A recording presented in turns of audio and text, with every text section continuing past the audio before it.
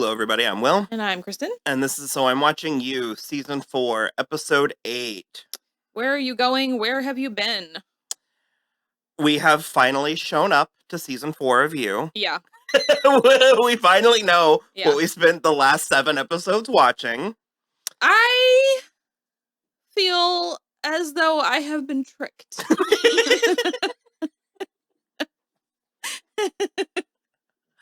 I do as well, Yeah. especially because I watched our previous conversation before we watched this one, and in it I go, so then Rhys is not real. And you're like, no, he's real. Well, he was real! And I was like, well, yeah, but you were like, no, you were like, if there's one thing that we know, it's that Joe and Rhys are best friends forever. I was just all the rest of that it it was is... twins. Certain we were dealing with like a prestige level situation. You were like, Emma's in on it, like, or no, she didn't know. Okay, I like the way that it's actually been handled. By the end of the episode, I appreciate this as an escalation of his existing psychosis. When we were in the midst of it, I was a little disappointed because again, it's like I said in our thing, I didn't want him to have a full redemption arc. Joe does not deserve that, but I liked the idea that there was someone else out there pulling his strings. Certainly me, I keep falling for it. Yeah. I fool me 6 times, shame on me. I was like to the point like where when Marion was like narrating and we were seeing her like perspective of everything, I went so far as to be like, well, Rhys is obviously wearing a Joe mask. I was like, I don't know what's going on. It can't be this. So I think the actual plot itself is pretty cliche and trite. Sure. I think the plotting has been masterful. And there was a similar quality to the excellent show that Sera Gamble worked on as well, Magicians, where it really sort of like delved in and explored very standard themes, plots, storylines in a particular genre, but it would do it in a way that was very fresh and invigorating. And most importantly, just damn entertaining. Yeah. And I think one of the things about that is that they managed to populate these worlds with interesting secondary and tertiary characters. I mean, even Emma, who we might not have seen the end of, or not Emma, Dawn. Yeah. Who we might not have seen the end of. Who knows? I find that very interesting. And again, it allows, because I like the people and because I'm invested and because they have found a way to bring in 4, 5, 6 leading ladies, each as interesting or more than the previous. Like, the opening of this episode, the Fairytale with Marianne and Juliet, Taddy Gabrielle, right? Yeah. I learned like 3 Taddies at the same time, and I have a hard... She's so captivating and so compelling. And also just so beautiful. Her narration was really good. Yeah. In a way that could lose us to just random... Did Love narrate? I think Love narrated a time or 2. Actually, and Beck narrated. Beck narrated once. Love narrated at least once. So a staple of the show. Yeah. In which I stand by my initial comment that it finds a way to keep its recurring tropes, themes, plots feeling fresh, feeling unique. Because I also can't believe how they keep tricking me with Joe. Yeah. Like, I keep kind of getting back on his side. We are the people that Penn Badgley gets so mad at, where we're like, he's not. No, we're not, because we're not actually arguing online. No, for him. Of course. But it's fantasy. It is full fantasy in my mind. But it's just so funny that, because I was there with you, I was like, oh, how great to have, like, Joe be this sort of unlikely or unwitting, and meanwhile, anti-hero. And we think he's cleaning up someone else's mess, but he just is cleaning up his own mess again!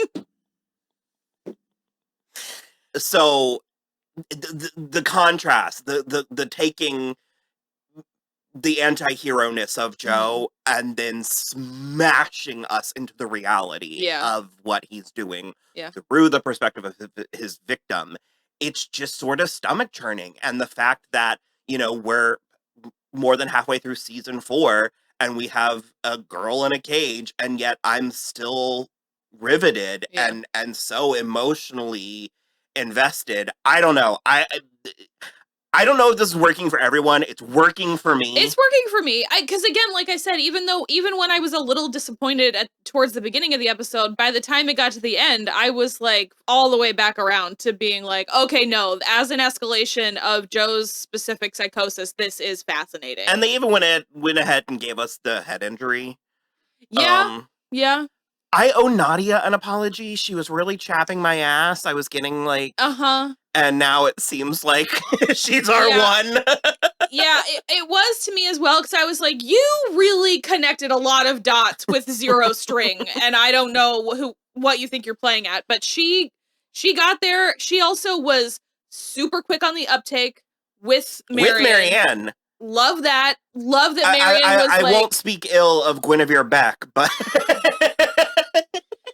Nobody deserves to be locked in a cage and murdered, but Beck was sort of the worst in a contradictory way to Joe. But I do love that she was super quick in the uptake. She gave her food, and both of them kind of were like, well, I can't keep this bottle of water, and I can't keep the wrapper for this food because he'll find out, because Nadia took both back with her. She also, Tyler Durden Rhys was not accepting it, but Joe was very like, oh, she just likes a boy, when she was making her excuses for why she was acting he likes weird. Nadia. Because he does like these people. Yeah. It is interesting. Well, I don't think he liked Gemma. No. Or Simon. Simon was kind of terrible, and Malcolm was the worst as well. But I didn't say he likes everybody. No, but like the people that he clings to, yes. And it is super fascinating, because I was kind of perfectly content for him to have really turned over a new leaf this time, but he still manages to get swept up in these experiences.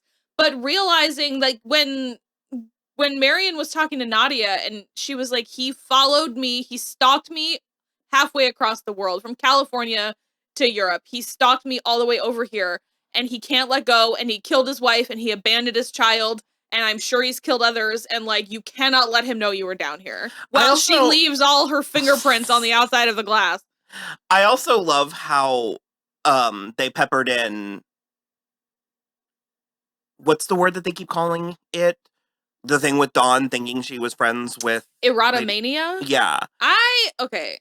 But it's like, I like how they foreshadowed that. Like, they peppered that in with the Phoebe subplot, then to be like, hey, remember that thing we spent a whole episode on? Okay. First described in 1885, characterized by the delusional idea, usually in a young woman, that a man who she considers to be of higher social and or professional standing is in love with her.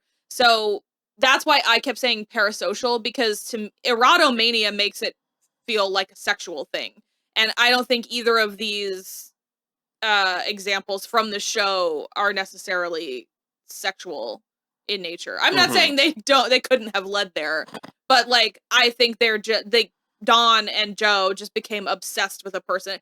It is the point where they thought that like, I suppose the vanishing text messages he was getting were puzzles he was finding in the book. Potentially. The Hi Joe. Yeah. And that's wild. I genuinely thought Nadia put that in his mind. Chilling.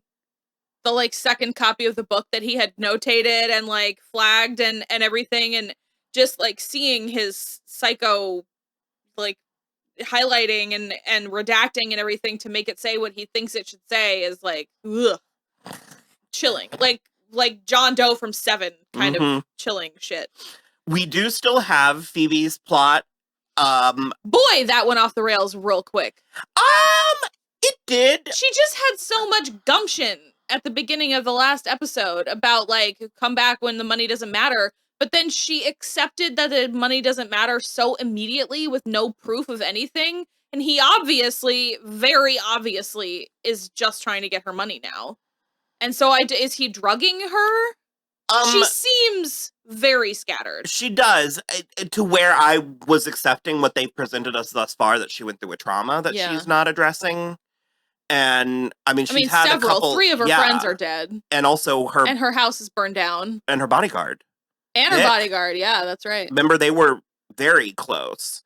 And so I think she's compartmentalizing and not, like, I think the floor has fallen out on her at too many points that she's going to cling to this thing. I think Lucas Gage, the actor, is great. Oh, yeah.